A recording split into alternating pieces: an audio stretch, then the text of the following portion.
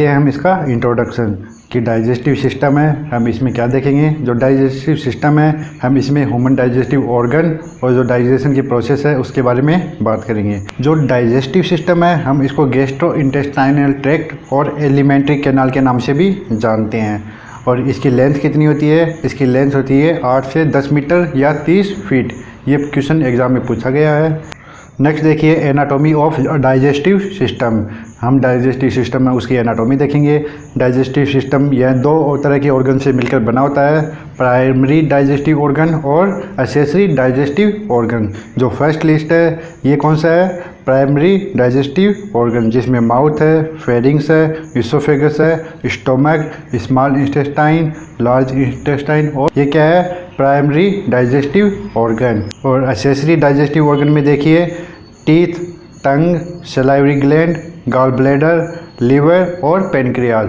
ये क्या है? एक्सेसरी डाइजेस्टिव ऑर्गन, जो डाइजेस्टिव की प्रोसेस में क्या करते हैं? हेल्प करते हैं। नेक्स्ट देखिए इसमें हम देखेंगे क्वेश्चन कहाँ से बनते हैं। एनाटॉमी और फिजियोलॉजी में क्वेश्चन कहाँ से बनते हैं डाइजेस्टिव सिस्टम से। तो इसमें फर्स्ट देखिए माउथ, उसको ओरल कैविटी और बक्कल कैविटी के नाम से भी जानते हैं। कभी भी बक्कल कैविटी के नाम से भी क्वेश्चन आ सकता है, तो वो क्या है? माउथ के बारे में बात कर रहा है। इसमें फर्स्ट देखिए टीथ। तो टीथ में देखिए एनेमल। एनेमल क्या होती है? टीथ पर एक आउटर कवरिंग पाई जाती है जिसे एनेमल कहते हैं। एनेमल यह टफेस्ट और हार्डेस्ट एलिमेंट है जो 96% मिनरल से बना रहता है। ठीक है, जो टीथ की आउटर कवरिंग है वो किससे बनी होती है? एनेमल। एनेमल अपने शरीर का सबसे कठोर भाग है।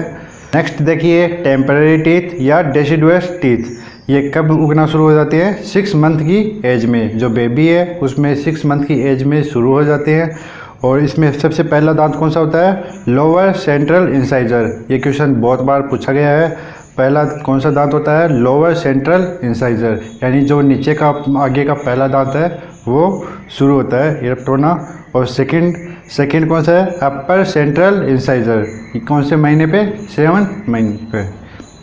नेक्स्ट मैं बात करता हूँ फार्मूला भी एग्ज़ाम में पूछा गया है। तो जो बच्चे के लिए वो है 2102, यानी 2102 का मतलब क्या होता है कि एक साइड में जो भी अपना जबड़ा है ऊपर या नीचे का, उसका एक साइड का है क्या? ये फार्मूला है 2102। जैसे मतलब 2 इंसाइजर, 1 कैनाइन, प्रीमोलर इसमें 0 है और 2 मोलर है। ये एक जबड़े का या तो ऊपर या नीचे वाले का इसमें से एक पार्ट का बताया गया है। ठीक है, तो बच्चे में पूरे डेसिडुअस टीथ कितने होते हैं? 20। और नेक्स्ट बात करते हैं एडल्ट में। एडल्ट में कितना है फार्मूला? 2123। जो फार्मूला है वो कितना है? 2123। इसमें 2 इंसाइजर हो गए, 1 कैनाइन हो गया, तो 2 प्रीमोलर हो गए और 3 मोलर हो गए। तो टोटल टीथ कितने होते हैं एडल्ट में? 32। नेक्स्ट हम बात करते हैं सलाइवरी ग्लैंड। सलाइवरी ग्लैंड की बात करते हैं। ह्यूमन बॉडी में 3 पेयर सलाइवरी ग्लैंड पाई जाती है, जिसमें पैरोटिड ग्लैंड, सबमैंडिबुलर ग्लैंड और सबलिंगुअल ग्लैंड पाई जाती है। तो इसमें जो पैरोटिड ग्लैंड है यह लार्जेस्ट सलाइवरी ग्लैंड है। ठीक है, एग्जाम में क्वेश्चन पूछा गया था लार्जेस्ट सलाइवरी ग्लैंड कौन सी है? Parotid gland. और यह अपने सिक्रेशन एक्सटेंशन डक्ट द्वारा ओरल कैविटी में छोड़ती है। ठीक है, यह माउथ में अपने सिक्रेशन कौन सी डक्ट के द्वारा छोड़ती है? Extension duct. अब वॉल्यूम देखिए, जो सलाइवा है उसका वॉल्यूम कितना होता है? 1 लीटर से 1.5 लीटर, यानी 1000 ml से 1500 ml पर डे। पीएच कितनी होती है सलाइवा की? जो सलाइवा की पीएच है वो स्लाइटिक क्या होती है? एसिडिक। तो एसिडिक में देखिए 6.35 टू 6.85, ये क्या है? पीएच है सलाइवा की। नेक्स्ट एंजाइम इन सलाइवा। सलाइवा में कौन से एंजाइम पाए जाते हैं? तो एमाइलेज या इसको क्या कहते हैं? पिटियालिन। जो पिटियालिन है यह कुक्ड और बॉइल्ड फूड जो स्टार्च है उसको किस में चेंज कर देता है? डेक्सट्रिन और माल्टोज में। ठीक है, नेक्स्ट इंपॉर्टेंट लाइन आईजीए ये सलाइवा में पाई जाती है। ठीक है, जो इम्यूनोग्लोबिन अल्फा है ये सलाइवा में पाई जाती है। नेक्स्ट हम बात करते हैं इसोफेगस की लेंथ कितनी होती है? 25 सेंटीमीटर। और इसमें 2 तरह के स्फिंक्टर पाए जाते हैं। अपर इसोफेजियल इंस्पेक्टर, इसको क्रिकोफेरेंजियल इंस्पेक्टर भी कहते हैं। और जो लोअर इसोफेजियल इंस्पेक्टर है इसको क्या कहते हैं? कार्डिया। नेक्स्ट हम बात करते हैं स्टोमक। यह जे शेप का मस्कुलर ऑर्गन है। स्टोमक के पार्ट की बात करते हैं, इसमें कार्डियक रीजन, फंडस, बॉडी और पाइलोरस रीजन देखने को मिलता है। नेक्स्ट हम बात करते हैं ग्लैंड्स ऑफ स्टोमक। स्टोमक में पाई जाने वाली ग्लैंड है उनके बारे में बात करते हैं। इसमें फर्स्ट देखिए फंडिक ग्लैंड। फंडिक ग्लैंड यह कौन से पार्ट में पाई जाती है? फंडस पार्ट में। तो जो फंडिक ग्लैंड है वो कौन, हमें पेराइटल सेल और ऑक्जिनेटिक सेल देखने को मिलती है। जो पेराइटल सेल है ये किसका सिक्रेशन करती है? HCl, हाइड्रोक्लोरिक एसिड और इंट्रिंसिक फैक्टर, ये इसका सिक्रेशन करती है।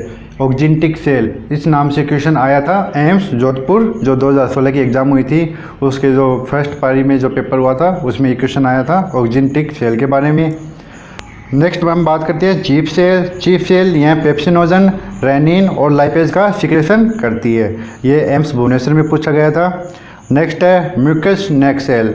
म्यूकस नेक सेल यह म्यूसिन का सिक्रेशन करती है। ठीक है, ये कौन सी सेल्स थी? ये फंडक जो ग्लैंड है उसमें पाई जाने वाली सेल थी। नेक्स्ट है बात करते हैं पाइलोरिक ग्लैंड। पाइलोरिक ग्लैंड ये कौन से पार्ट में पाई जाती है? पाइलोरस पार्ट में। तो इसमें फर्स्ट देखिए जी सेल। जी सेल यह गैस्ट्रिन हार्मोन का सिक्रेशन करती है, जो गैस्ट्रिक ग्लैंड को स्टिमुलेट करके गैस्ट्रिक जूस सिक्रेशन में हेल्प करती है। ठीक है, जी सेल ये किसका सिक्रेशन करती है? गैस्ट्रिक हार्मोन का। गैस्ट्रिन यह पेनक्रियाज को भी स्टिमुलेट करता है, जिससे पेनक्रियाटिक जूस का सिक्रेशन हो सके। नेक्स्ट हम बात करते हैं गैस्ट्रिक जूस के बारे में। गैस्ट्रिक जूस का वॉल्यूम कितना होता है? 1200 से 1500 ml पर डे। पीएच इसकी ये क्या है? हाईली एसिडिक, यह हाईली एसिडिक है। इसकी पीएच होती है 1.5 to 3.5 due to presence of HCl, hydrochloric acid होने के कारण इसकी पीएच क्या होगी? Highly acidic. और नेक्स्ट देखिए food stay in stomach. Stomach में फूड कितनी देर तक रुकता है? इसमें देखिए कार्बोहाइड्रेट मील, जो कार्बोहाइड्रेट मील है यह 2 से 3 घंटे तक स्टोमक में रुकता है। प्रोटीन मील यह 3 से 3.5 घंटे स्टोमक में रुकता है। फैट मील यह 3.5 से 4 घंटे। और मिक्स्ड डाइट यह 2.5 से 3 घंटे स्टोमक में रुकता है।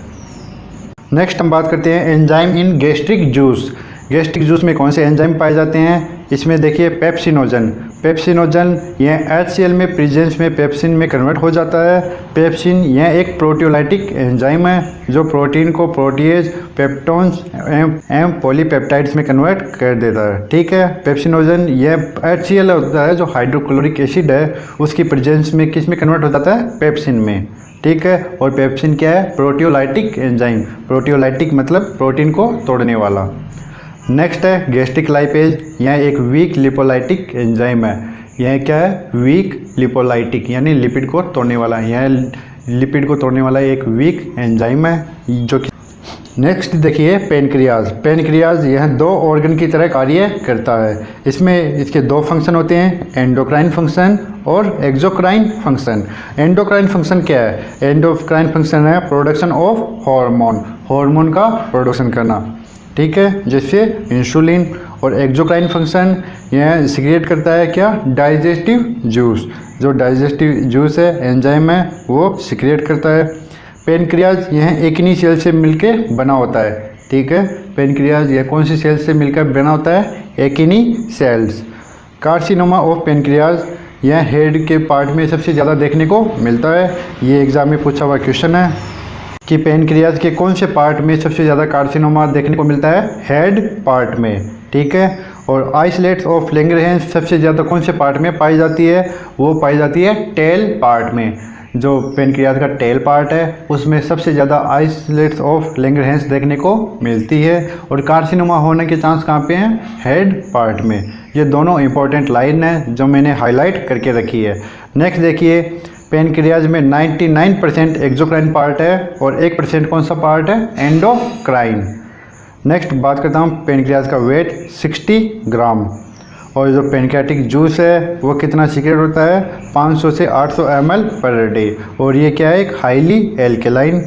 नेक्स्ट हम बात करते हैं पेनक्रियाटिक जूस की। जो पेनक्रियाटिक जूस है उसमें कौन से एंजाइम पाए जाते हैं? Proteolytic enzyme. इसमें प्रोटियोलाइटिक एंजाइम पाए जाते हैं, जिसमें कौन से हैं? ट्रिप्सिनोजन और काइमोट्रिप्सिनोजन। ठीक है, जो ट्रिप्सिनोजन है वो ट्रिप्सिन में कन्वर्ट होता है और प्रोटीन क्या करता है? प्रोटीन को तोड़ता है। नेक्स्ट है लिपोलाइटिक एंजाइम।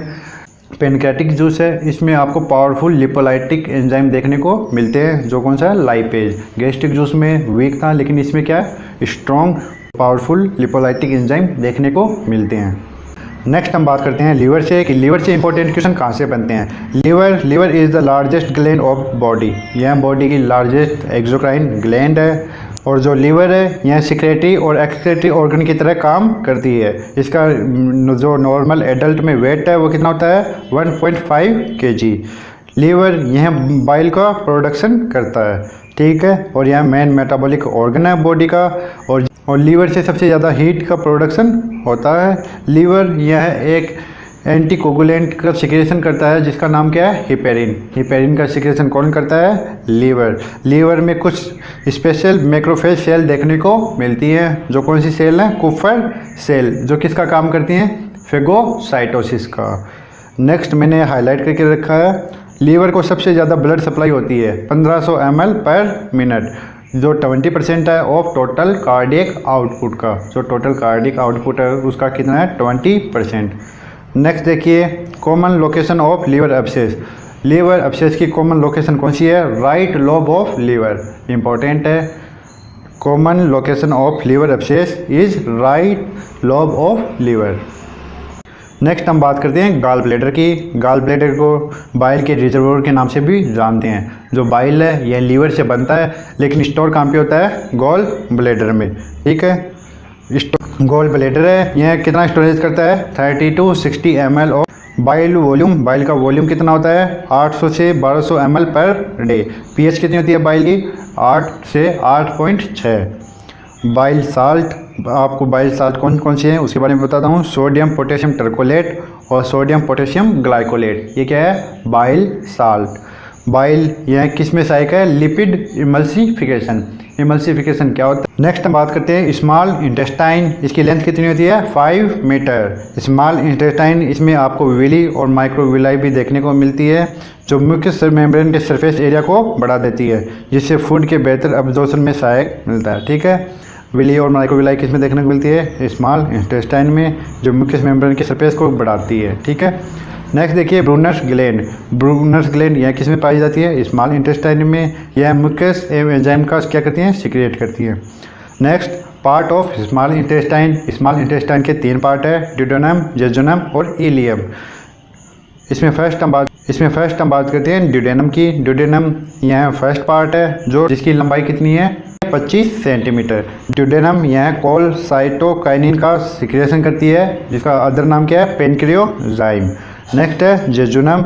जेजुनम यह मिडल सेक्शन है स्मॉल इंटेस्टाइन का, इसकी लेंथ कितनी होती है, 2 मीटर। और एलियम यह टर्मिनल सेक्शन है, जो लास्ट सेक्शन है स्मॉल इंटेस्टाइन का, इसकी लेंथ कितनी है, 3 मीटर, ठीक है। एलियम में आपको पेयर पैचेस देखने को मिलते हैं, जो टाइफाइड फीवर में क्या हो जाते हैं, इन्फ्लाम और अल्सर हो जाते हैं, जिसे ओवल अल्सर भी कहते हैं।